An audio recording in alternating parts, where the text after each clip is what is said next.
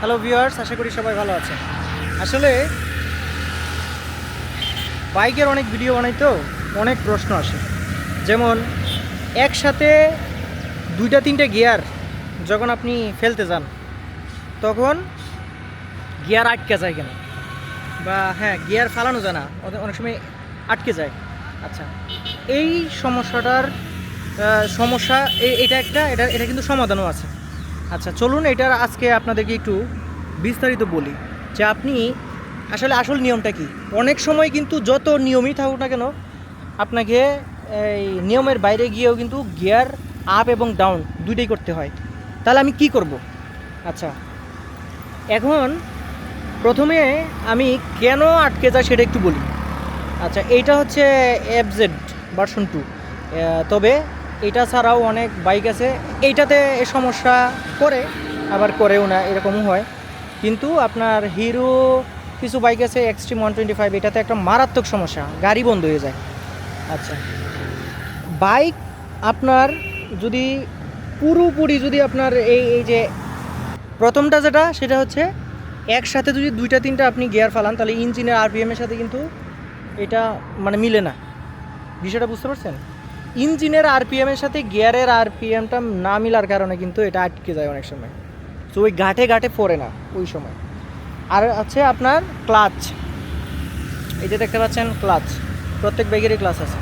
এই ক্লাচটা আপনার ঠিক মতো যদি আপনি চাইবে না ধরেন, ক্লাচটা যদি ঠিক মতো ব্যবহার না করেন, সেই ক্ষেত্রে কিন্তু এই যে এইভাবে আটকে যায়।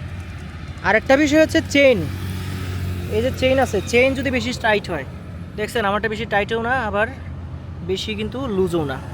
এখন চেইন যদি অতিরিক্ত টাইট দিয়ে দেন তাহলে কিন্তু আপনি এই একসাথে দুইটা গিয়ার আপনার মানে ডাউন করতে গেলেই আপনার আটকে যাওয়ার সম্ভাবনা আছে। কেন আটকে যাওয়ার সম্ভাবনা আছে? ওই ঘাট পড়ে না, আরপিএমের সাথে মিলে না, এই জন্য। এই ভালো করে বুঝেন।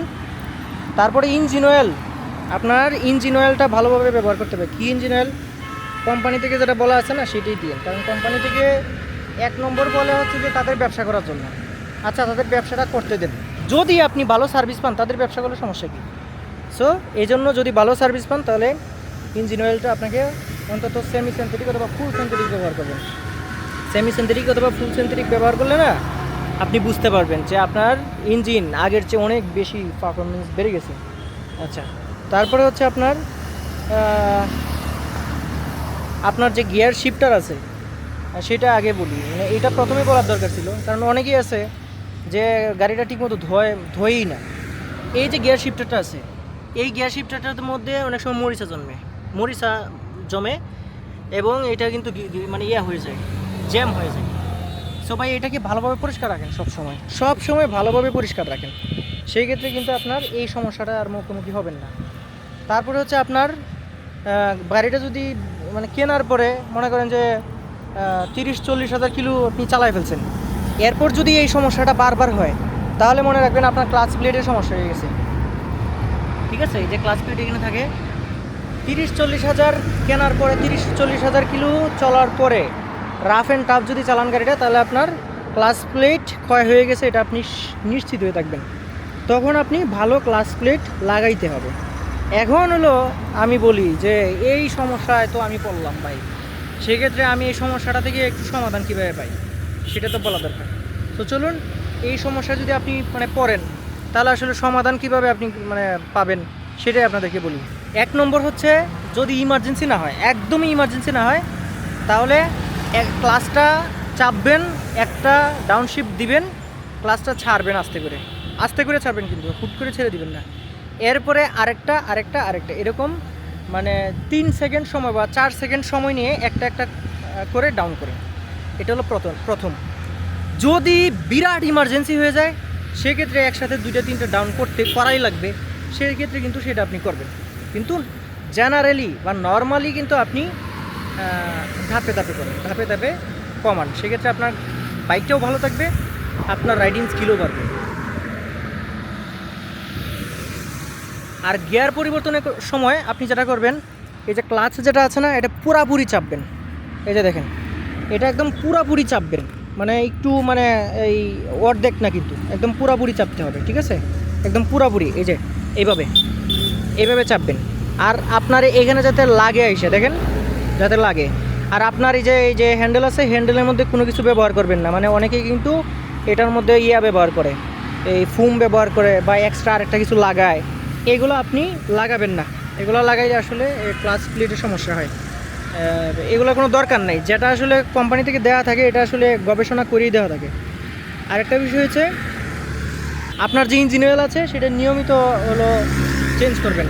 যেমন এই এই পৃথিবীতে কোনো ইঞ্জিন অয়েলই নাই যেটা 4000 কিলোর বেশি চালানো উচিত। সেক্ষেত্রে আপনার ফুয়েল বেশি খরচ হবে। সো আপনার যদি ফুল সিনথেটিকও চালান তাহলে 4000 কিলো আপনি সর্বোচ্চ চালাতে পারেন। সর্বোচ্চ 4000 কিলো চলার পরে এটা চেঞ্জ করে নেন।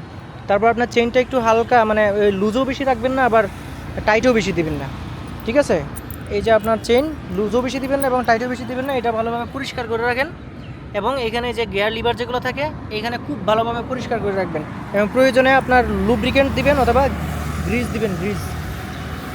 আর এই গ্রিজিং এবং লুব্রিকেন্ট এটা কিন্তু আসলে এই যেখান থেকে সার্ভিস করাবেন না সেখান থেকে ভালোভাবে দেওয়াই আনবেন। সেক্ষেত্রে আপনি আপনার চেয়ে ওরা ভালোভাবে দিতে পারবে, সেক্ষেত্রে ওইখান থেকে দেওয়াটাই ভালো।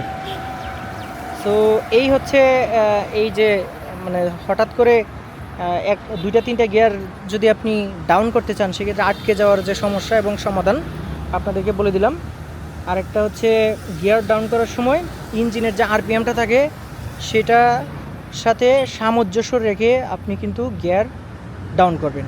মানে গিয়ার আছে হচ্ছে আপনার 70 কিলোমিটার পার আওয়ার। এখন যদি আপনি গিয়ার নামায় আনেন 2-এ, আপনার তো ইঞ্জিনের 12টা বাজে যাবে এবং ইঞ্জিনে হচ্ছে আপনার খুব মারাত্মকভাবে একটা মানে ধাক্কা খাবে। এটা কিন্তু আপনাকে লক্ষ্য রাখতে হবে। এবং যখন আপনি বাইক চালাচ্ছেন অনেক বেশি হচ্ছে আছে, গতি আছে, তখন হুট করে আরপিএম অনেক বেশি আছে কিন্তু হুট করে আপনি গিয়ার অনেক বেশি কমাবেন না। এতে কিন্তু আপনি মানে আপনার বাইকটা কিন্তু নষ্ট হয়ে যেতে পারে। আপনার চেন, আপনার গিয়ার বক্স সব কিছুর মধ্যে মারাত্মক প্রেশার পড়বে এবং আপনার বাইকটা কিন্তু নষ্ট হয়ে যেতে পারে। এই বিষয়টা লক্ষ্য রাখবেন। সো আজকের ভিডিওটা এই পর্যন্তই। সবাই ভালো থাকবেন। আল্লাহ হাফেজ।